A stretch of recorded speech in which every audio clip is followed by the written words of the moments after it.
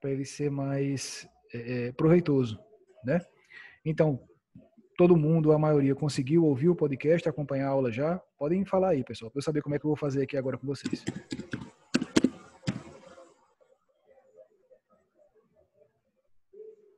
Hein? Eu preciso que vocês falem. Vocês conseguiram acessar o material? Porque aí, senão, eu vou só em cima das dúvidas de vocês, né? Conseguimos sim. Conseguiram? Ouviram o podcast? Viram a aula? Conseguimos acessar o material. Não acessou, né? Pronto, mas a maioria conseguiu ver. A gente vai sempre trabalhar nesse sentido. Bom, pessoal, eu vou deixar com mais antecedência ainda, inclusive, né? O episódio do podcast gravado já, a aula lá prontinha e o mapa mental para vocês verem o que é mais importante, tá certo? Aí escutem o podcast vendo a aula, tá? Revisem no mapa mental e nesses momentos de encontro da gente aqui, a gente vai tirar as dúvidas. A gente vai esclarecer os pontos aí que ficaram mais obscuros, tá certo? Então, eu estou com a apresentação aberta aqui, se vocês tiverem como abrir também, é bacana para ir acompanhando, né? E pronto, estou aqui à disposição de vocês. Vamos lá. Quais são as dificuldades que vocês tiveram? Quais são as pontuações que querem fazer? Né? O assunto de hoje é traumatologia forense. A gente vai falar, né, sobre as caracterizações, né, das lesões corporais leves, graves, gravíssimas, discutir alguns termos que são vistos lá no tipo penal, ver como é que funcionam as caracterizadoras, né? Então, vamos lá. Quem quer começar?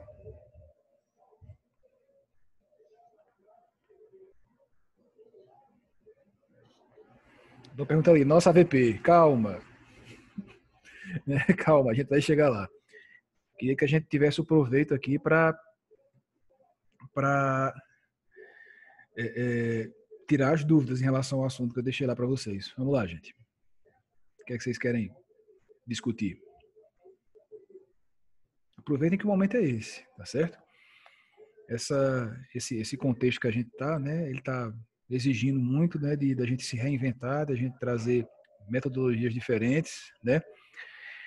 A maneira que eu achei bacana para fazer com vocês foi de criar o podcast, que aí vocês, de repente, estão num local ali que tem Wi-Fi, baixa, deixa ele guardadinho, ouve depois, tá certo?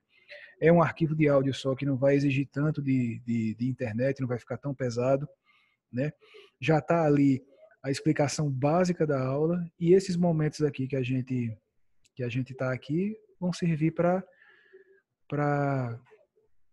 elucidar as dúvidas, né? Pronto, o Adrian está querendo falar aqui. Pode falar, Adrian, vai lá. Professor, se o senhor pudesse um pouco ir explicando o conteúdo do slide, ficava mais fácil, porque eu acho que algumas pessoas não conseguiram abrir o portal ainda. Eu mesmo só abri agora, eu vi agora. Eu abri ontem e não achei, só consegui acessar agora.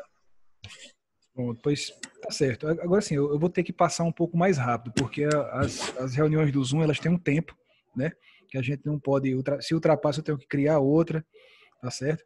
Então vamos aqui, eu vou abrir aqui o PowerPoint, vou dividir a tela com vocês e eu quero que vocês vão me guiando aí no que é que acham mais relevante para eu falar, tá bom? Porque também, assim, infelizmente, não dá pra gente sair slide por slide como seria na aula mesmo, né?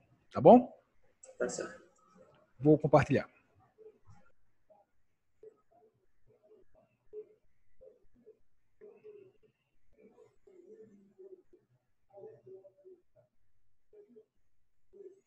Pronto, pessoal. Estão vendo aqui a tela? Estão vendo o slide já, né?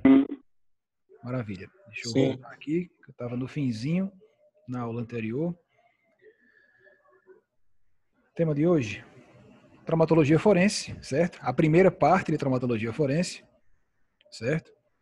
Nesse primeiro slide aqui, a gente está caracterizando o que é uma lesão corporal, o que é dano, tá? De um ponto de vista biomédico, né? Que dano é tudo aquilo que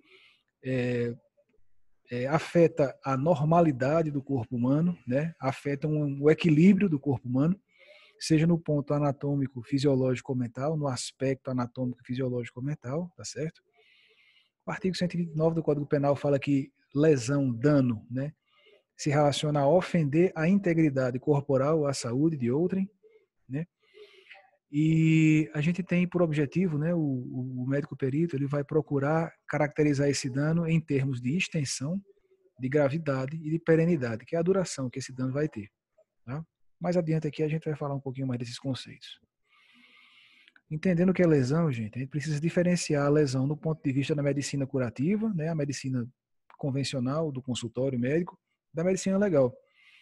Na medicina curativa, gente, é uma alteração anatômica ou funcional de um órgão ou tecido. Basicamente, lesão, né, é o que uma doença pode causar numa pessoa, né, vai afetar um órgão, vai afetar um sistema, enfim. Já na medicina legal, é mais abrangente essa definição. Aqui, ao médico legal, né, ao médico perito, interessa as circunstâncias em que essa lesão ocorreram, né? Ou seja, se ela teve origem externa e violenta, entendeu? Se foi capaz, qual a magnitude do dano que ela foi capaz de provocar, se teve circunstâncias relacionadas à culpa, dolo, acidente ou autolesão, tá bem? Quando vocês ouvirem o podcast, pessoal, vocês vão ver, né, que eu tá bem pormenorizado isso daqui, tá? Eu vou passando aqui mais rapidamente e pontuando o que eu acho que talvez possa suscitar alguma dúvida. Aqui está o conceito da doutrina penal, tá certo? Que eu acho muito interessante esse conceito, que ele vai e me traz a essa situação aqui, né? Que é a lesão é a consequência de um ato violento capaz de produzir dano, certo? Direta ou indiretamente, mas ele também pode ser relacionado a agravar um problema que já existia ou dar continuidade a um problema que já existia. Então, lembra que ele pode tanto iniciar, né, o dano, como ele também pode piorar um dano que já existia ou dar continuidade a um dano que já existia, certo? E abrange a esfera biopsicossocial. Não é só o dano físico que interessa aqui. Os danos psíquicos também, os danos sociais também, eles também têm importância. Tá? Aqui o artigo 129 do Código Penal na íntegra, né? A gente vai pormenorizar cada uma dessas qualificatórias, né? E entender melhor o que está acontecendo aqui, certo? É importante também lembrar o conceito, né, e a circunstância das concausas, que elas podem ser pré-existentes ou supervenientes. Concausa, pessoal, é preciso que eu tenha alguns pressupostos para elas acontecerem, né? 2, para falar a verdade. Eu vou dar um exemplo aqui, né, que inclusive o mesmo exemplo que eu falo lá no podcast, tá bom? Existem algumas doenças que elas causam um aumento de um órgão que está no abdômen da gente, chamado baço, né?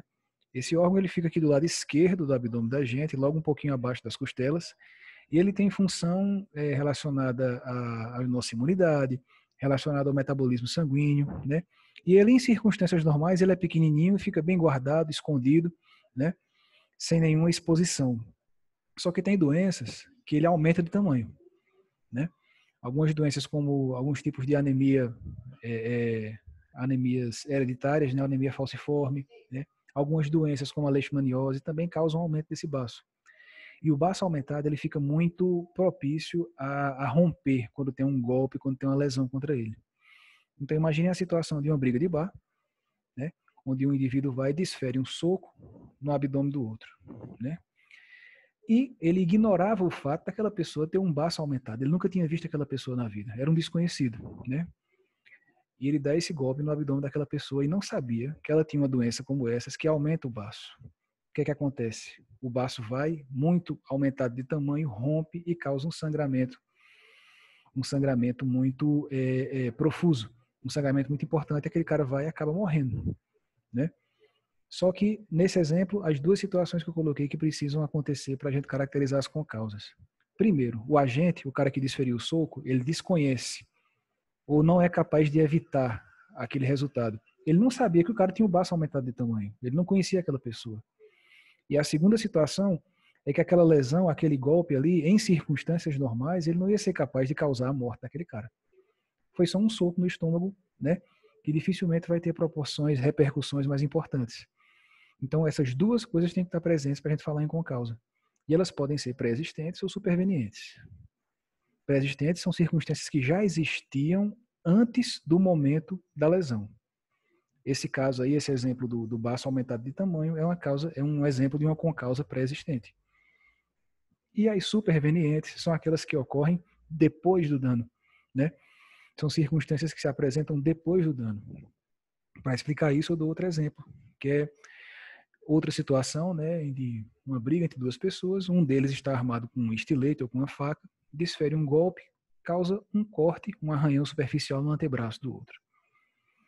Corte sangra pouco, né? Não causou lesão a nenhuma estrutura mais importante, só que aquele corte ele vai servir de porta de entrada para uma infecção por tétano. E o indivíduo vai, e daquela lesãozinha bem simples, né, tranquila, ele acaba contraindo uma infecção que é potencialmente causadora de morte. Se o cara não está vacinado, né, pelo menos, acontece isso. Então essa foi uma causa superveniente. Foi um evento que aconteceu depois do dano e que cumpre esses dois pressupostos também. O agente não é capaz de evitar, é uma coisa que uma circunstância que estava fora do controle dele, e a lesão por si só, aquele cortezinho lá, ele se fosse só o corte, ele não ia ser capaz de matar, né? Mas aí veio uma circunstância posterior que acabou resultando nisso, tá? Desse slide aqui, gente, acho que é importante eu explicar bem essa diferença, tá? Os outros tópicos, se vocês ouvirem o podcast, vai dar para entender direitinho. Atribuir a responsabilidade ao médico, a classificação, a questão das lesões esportivas. Eu vou avançar para a gente chegar nas situações que são mais necessárias a gente demorar um pouco mais, tá bom? As lesões corporais leves, né? O conceito delas acontece por exclusão. O que não for grave, nem gravíssimo, vai ser leve. Tá? É só ler o tipo penal e verificar direitinho lá quais são as lesões que são graves ou gravíssimas e o que não tiver ali vai ser leve, tá? 80% das lesões que a gente vai periciar vão ser leves, certo? E é um conceito, né, que a gente tem que entender que basicamente a lesão leve, ela não vai ultrapassar a pele da pessoa.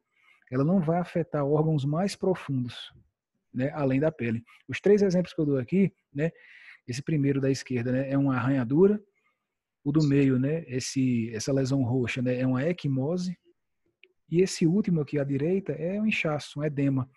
Todas as 3 afetam apenas estruturas da pele do indivíduo, camadas um pouco mais profundas ou não, mas não chega a afetar, por exemplo, osso, músculos, órgãos internos, nada disso. Então, o que caracteriza as lesões corporais leves é isso. São superficiais, 80%, né? E é um conceito que é por exclusão. O que não for grave nem gravíssimo é leve. Tá bem? Delicta facti transeuntis. Esse brocardo latino significa o quê? Né? Da característica fugaz dos achados da lesão corporal leve. Né? As lesões corporais leves, elas são muito passageiras.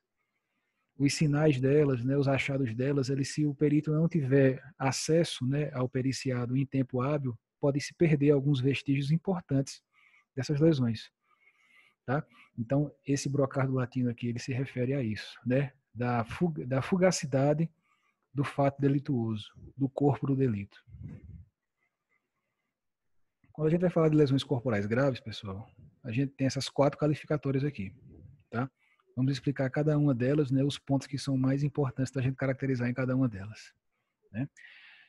Primeiro deles, incapacidade para ocupações habituais por mais de 30 dias. Tá? Aqui é importante destacar que a gente está falando de ocupações habituais, são aquelas da sua atividade laborativa usual, do seu dia a dia. Não há que se falar em ocupações habituais, né, em incapacidade para ocupações que não são aquelas do seu dia a dia, certo?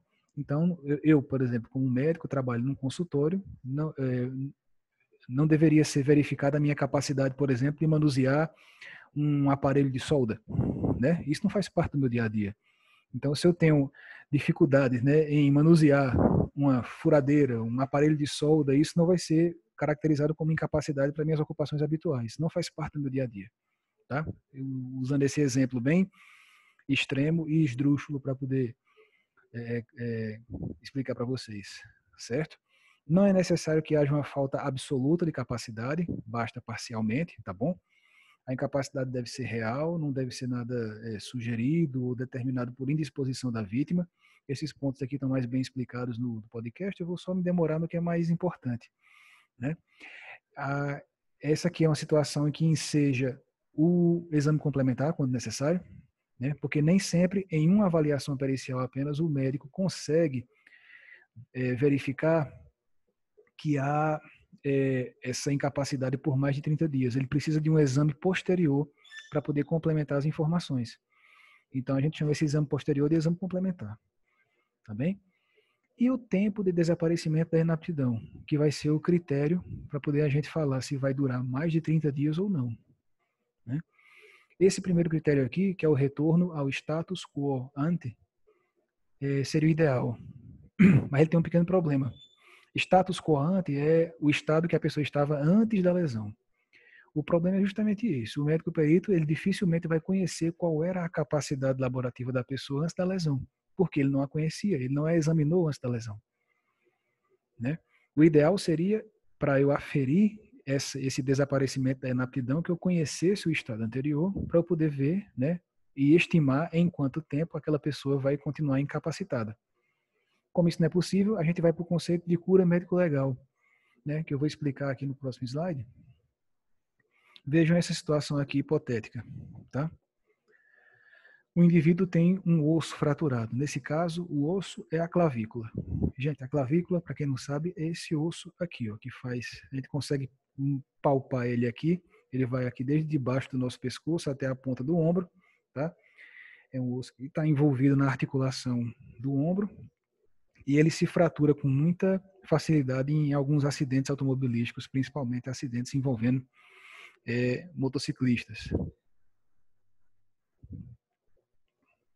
Aqui mais adiante, a gente tem o prazo médio da consolidação óssea. O que é isso? É o tempo estimado em que uma clavícula, quando ela está quebrada, que ela sara, que ela cola de novo, entendeu? Que o osso vai e se regenera. Esse tempo médio são 25 dias. Essa aqui seria uma cura, né? Um critério para poder verificar o retorno da inaptidão. Poxa, ó, o osso já sarou, já colou, então você está bem. A inaptidão vai durar 25 dias só. Só que não é verdade. Mais adiante a gente vê que a duração média da incapacidade temporária de uma fratura de clavícula, ela vai até 2 meses e meio, aproximadamente. Então, quando a gente tem uma fratura como essa, apesar do osso colar em 25 dias, ele gerou uma série de alterações ali, né, relacionadas à dor, à diminuição da amplitude do movimento, à atrofia muscular, que a incapacidade vai durar 2 meses e meio. Então, é diferente o tempo de cura médico-legal, que é o tempo da incapacidade, para o tempo de cura clínica, a gente pode falar assim. Tá? Então, o médico ele tem que levar em consideração esse tipo de coisa, tá certo? Deixa eu ver aqui, alguém escreveu alguma coisa? Professor. Oi, pois não. Qual é o mais utilizado pelos médicos na hora da análise? O que vai interessar para a gente na perícia médico-legal é essa cura médico-legal, essa questão da incapacidade. Certo? Então é esse aqui, o 2 meses e meio que eu estou falando. Porque, como eu estava explicando, o simples fato do osso sarar não quer dizer que a incapacidade da pessoa já cessou, que ele já voltou à sua capacidade plena. Não, a gente tem que levar em consideração outros fatores. Né? Por isso que é tão discrepante assim. Entre o osso sarar e a incapacidade voltar, né, você tem uma diferença de tempo aí, porque não é só o osso voltar ao normal, né, tem outras circunstâncias também. Então, vocês fiquem atentos a esse prazo, a essa questão da cura médico-legal, que está relacionada com capacidade ou não de voltar à sua atividade laborativa. Tá bom? Vamos lá. Perigo de vida é a outra qualificatória. Né? Basicamente, probabilidade concreta e objetiva de você ter êxito letal. De você, né, de uma maneira próxima. Gente, o que é importante aqui desse slide, que eu quero frisar bastante para vocês, é que não se fala em perigo de vida possível no futuro. Né? O fator temporal é imprescindível para caracterizar o perigo de vida. E ele sempre foi passado ou presente, nunca futuro. Eu não posso qualificar, né, uma lesão dizendo que há possibilidade de haver perigo de vida mais adiante. Não, isso não é possível. O perigo de vida tem que ser passado ou está presente, né, atualmente, certo? Não cabe nenhuma suposição, nenhuma presunção. Tem que ser muito bem fundamentado, embasado e confirmado, tá certo? E não precisa que esse perigo de vida seja duradouro. Não precisa que a pessoa fique submetida a esse perigo de vida por muito tempo. Basta, às vezes, até uma fração de tempo, uma fração de minuto. Um tempo que a pessoa ficou ali em uma parada cardiorrespiratória, por exemplo, certo? Esse tempo, ele não precisa ser um tempo muito grande, tá bom? Olha só, eu já recebi aqui o aviso, né, que a nossa reunião vai acabar em 10 minutos. né? Aí eu precisaria criar outra, tá bom, gente? Então, se isso acontecer aqui e a gente não conseguir terminar, eu vou ter que fazer isso e coloco o link de novo lá no grupo, tá bom? Entenderam? Se eu não conseguir nos 10 minutos que falta aqui, a explicação, tá bom? Tá bom, ok. Alguém falou aqui, deixa eu ver. Tranquilo, beleza, valeu, João. Bom, certo? Então, gente, sempre se há ou se houve e não se haverá, tá? Esse é o ponto mais importante. Ouça um podcast que vai estar bem explicadinho isso aqui. Que mais? Aí eu coloquei aqui algumas imagens, né, de situações relacionadas a perigo de vida, queimaduras, né, lesões no abdômen, lesões cervicais nessa radiografia, né, lesões em vasos sanguíneos, nessa mão sangrando aqui foi uma lesão na artéria radial, tá bom? Tá bem mais explicadinho lá no arquivo de áudio.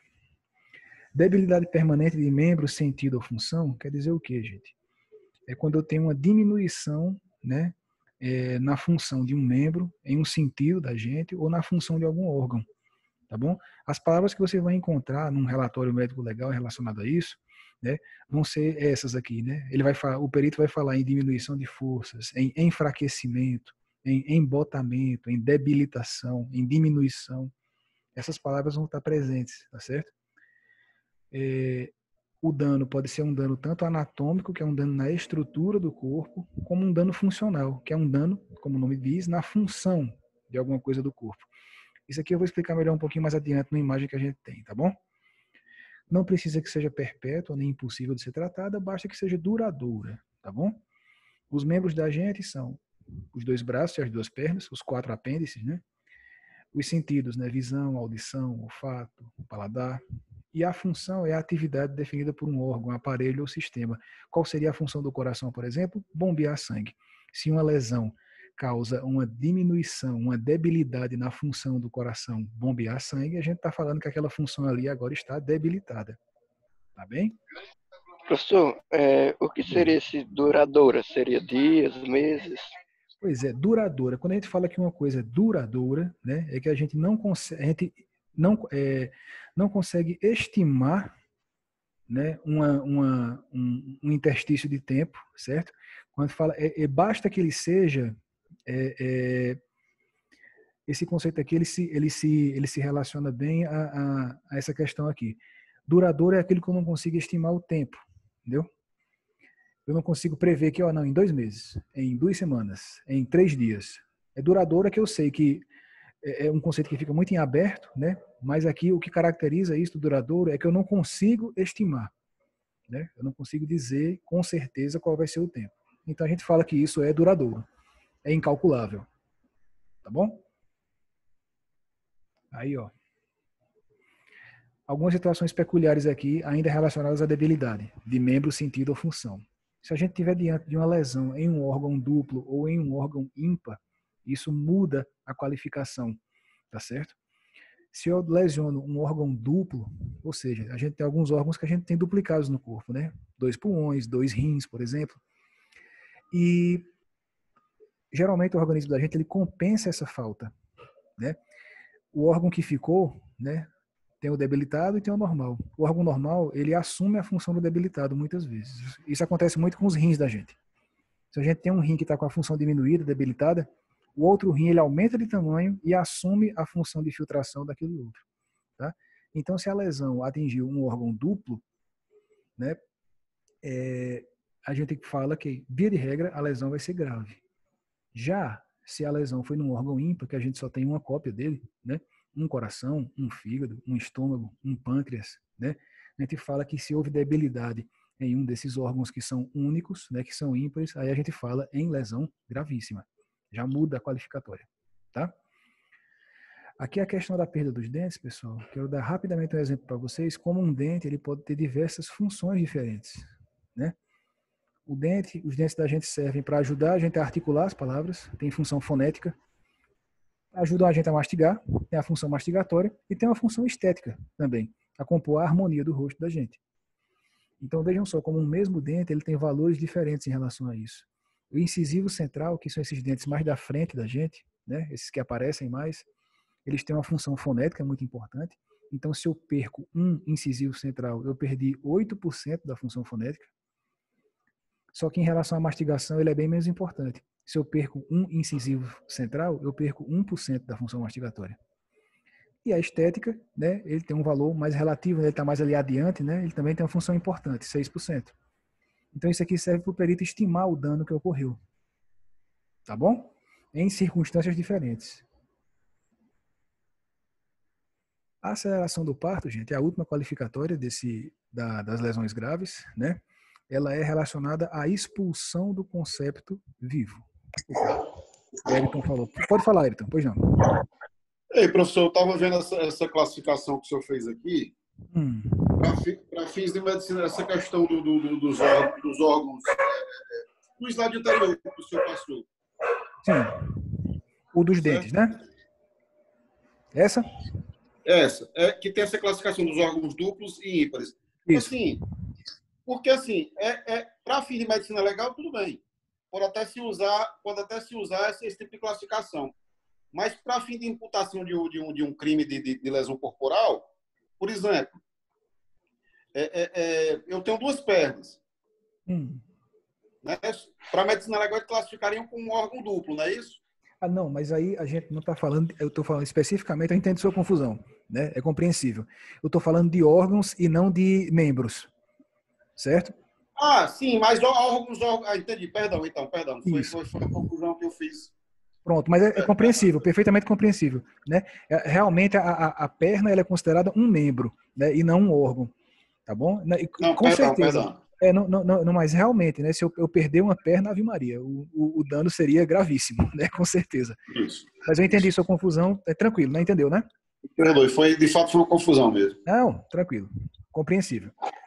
Obrigado, professor. Que é isso. Então, aceleração do parto, gente. Eu vou também aqui passar rapidamente no podcast, está bem detalhadinho isso aqui. Mas aqui a gente tem que fazer só uma distinção bem importante. Acelerar o parto é simplesmente um parto que ia ocorrer. Vamos supor, estava a data prevista do parto para daqui a 4 semanas, aí aquela mulher vai, sofre uma lesão e a criança nasce 3 semanas antes. Né? E o perito vai e consegue verificar o nexo, né? A ligação entre a lesão e entre essa aceleração do parto. Só que a criança nasce viva e com aptidão para a vida extrauterina. Ela nasce viva e nasce bem, tá? E continua viva. O que aconteceu aqui foi só o parto que foi acelerado. Não estamos falando em aborto. Aborto vai ser lesão gravíssima. Em aborto, né, a lesão ela causou a interrupção da gravidez, né, pela morte do feto. Né? Aí esse aborto ele pode ficar retido, o feto pode continuar lá no útero ou pode ter a expulsão desse feto morto em decorrência da lesão. Tá? Aqui eu só tive o parto acelerado por causa da lesão. Prestem atenção que a criança ela nasceu viva e bem e com aptidão para a vida extrauterina. Tá? Esse é o principal ponto que eu queria diferenciar aqui com vocês. As outras situações elas estão explicadinhas, né, no podcast, mas eu quero que fique bem fixado isso, a diferença de acelerar o parto e de aborto. Tá bom? Professor. Oi. Eu estou vendo aqui alguns laudos e eu vejo muita palavra incapacidade definitiva e incapacidade permanente. É a mesma coisa? Ou são dois termos diferentes? Incapacidade permanente e incapacidade definitiva.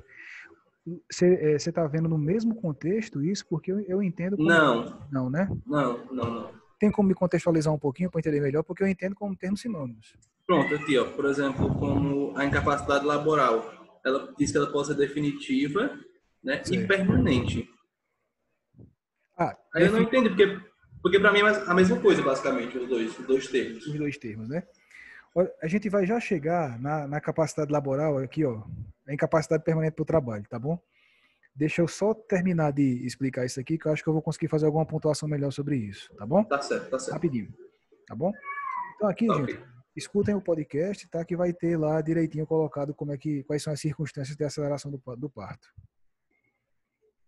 Lesões corporais gravíssimas, aí tem incapacidade permanente para o trabalho, a enfermidade incurável, perda ou inutilização do membro, sentido ou função, deformidade permanente e aborto, tá? Gente, eu acho que a qualquer momento vai interromper aí. Então, aguardem o outro link, tá bom? Incapacidade permanente do trabalho, pessoal, ela vai ter duração incalculável.